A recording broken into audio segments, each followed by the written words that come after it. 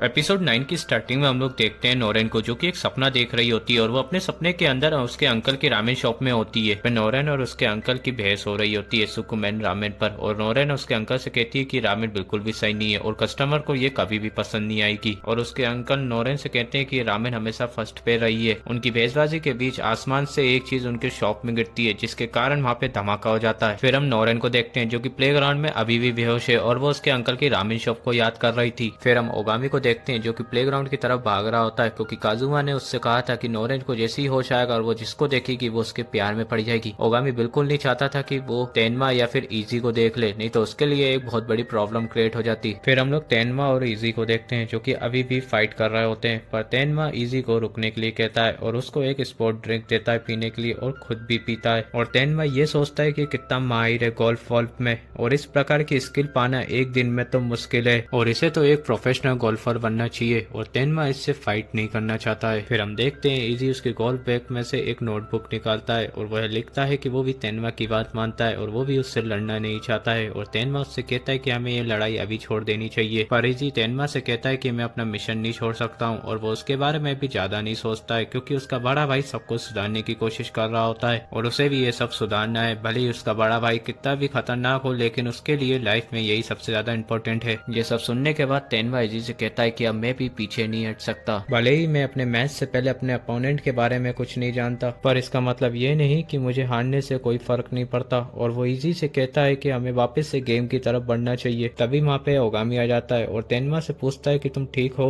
और तेनमा उससे कहता है कि हाँ मैं ठीक हूँ और तुम कैसे हो। तो ओगामी उससे कहता है कि मैं भी ठीक हूँ, और वो उसे ये भी बताता है कि उसने अपना काम भी निपटा दिया। और वो जब प्लेग्राउंड की तरफ आ रहा होता है तो वो नोरेन को देखता है जो कि अभी भी बेहोश है और वो उसको देख के खुश हो जाता है। तभी तेनमा ओगामी से पूछता है कि तुमने अभी बोला कि तुमने अपना काम निपटा दिया, तो इसका क्या मतलब है। तो ओगामी तेनमा से कहता है कि उसने इजी के बड़े भाई काजुमा का खेल खत्म कर दिया। तो ओकात्सु ओगामी से कहता है कि बॉस आप ये क्या कह रहे हो, आपने उसे जान से नहीं मारा है। तो ओगामी उससे कहता है कि यार मैंने गलती से ऐसा कह दिया पुरानी आदत के कारण। ये सब सुन के इजी बहुत गुस्से में आ जाता है और वो एक साथ ही सारी गोल्फ बॉल ओगामी और तेनमा के ऊपर शूट करने लगता है और वो दोनों बच के भागने लगते हैं। भागते भागते तेनमा ओगामी से पूछता है कि तुमने सच्ची में काजुमा को मार दिया। तो ओगामी कहता है कि नहीं, मैंने सिर्फ उसे बेहोश किया है। लेकिन तेनमा कहता है कि इजी को लग रहा है कि तुमने काजुमा को मार दिया। और तेनमा देखता है कि इजी अब बहुत स्पीड और पावरफुल शॉट खेल रहा है जिसे डॉज करना भी मुश्किल है, पर ओगामी ये सोच रहा होता है कि मैं अब बंदूक से उसके ऊपर शूट करूं, पर वो तेनमा के सामने सब नहीं करना चाहता। तभी तेनमा ओगामी से कहता है कि तुम इजी का ध्यान भटकाओ ताकि वो अपना आखिरी और सबसे खतरनाक शॉट खेल सके। और ओगामी उसकी बात को मानता है और इजी से कहता है कि तुम मेरे ऊपर गोल्फ बॉल से शूट करो उसका ध्यान भटकाने के लिए। और इजी उसके ऊपर गोल्फ बॉल से शूट करने लगता है जिसके कारण वहाँ पे बड़े बड़े धमाके होने लगते हैं। और ओकात्सु ये सब देखकर डर जाता है और ओगामी वहाँ से आसानी से निकल जाता है। और फिर हम लोग तेनमा को देखते हैं जो कि एक पास सीन को याद कर रहा होता है, जहाँ पर वो उसके दोस्त को फुटबॉल के अंदर एक स्पिन शॉट के बारे में बताता है, जिसमें वो कहता है कि फुटबॉल के अंदर दो तरह के स्पिन शॉट होते हैं, नकल बॉल और एक बनाना शॉट, जिसमें एक टाइप का शॉट होता है जिसके बारे में कोई नहीं जानता है। तो उसका दोस्त पूछता है कि वो किस तरह का शॉट है। तो तेनमा उसे बताता है कि वो जायरो स्पिन नाम का शॉट है, जिसमें अपन बॉल को ज्यादा स्पिन करके शॉट करते हैं तो वो रॉकेट की तरह जाती है। फिर तेनमा अपने दोस्त को वो शॉट खेल के दिखाता है जिसमें हिट करने के बाद वहाँ पे कंक्रीट की दीवार टूट जाती है। ये शॉट देख के तेनमा का दोस्त चौंक जाता है और आज तेनमा ये शॉट इजी के सामने भी खेलने वाला है। फिर तेनमा बॉल को स्पिन करके इजी के ऊपर शॉट खेल देता है और वो कहता है कि अब मैं ये लड़ाई को खत्म करना चाहता है, और वो जायरो स्पिन शॉट को खेलता है इजी के ऊपर और इजी इससे बचने के लिए गोल्फ बॉल से शॉट करता है, लेकिन उससे कोई फर्क नहीं पड़ता और बॉल इजी को लग जाती है और इजी वहीं पे बेहोश हो जाता है। ये देख के ओकात्सु चौंक जाता है और वह कहता है कि नंबर 1 ऑर्गेनाइजेशन जारदिन के एक हिटमैन को तेनमा ने हरा दिया। फिर ओगामी कहता है कि अच्छा हुआ मैं इन सब झमेले से बच गया और किसी को कुछ पता भी नहीं चला। तभी तेनमा ओगामी से कहता है कि मुझे मालूम है कि तुम इन दोनों बंदों के बारे में जानते हो। और ओगामी इस बात का जवाब देता है, इतने में नोरेन उठ जाती है और उसकी आंख खुलते ही वो सबसे पहले ओगामी को देख लेती है, जैसा कि अपने को काजुमा ने बताया था कि नोरेन उठकर जिसको सबसे पहले देखेगी वो उसके प्यार में पड़ जाएगी, और अब वो ओगामी के प्यार में पड़ गई है और उससे गले लग के कहती है कि मैं जानती हूँ कि तुमने पिछली बार की तरह इस बार भी मुझे बचा लिया, इसके लिए बहुत बहुत शुक्रिया। ये सुन के ओकात्सु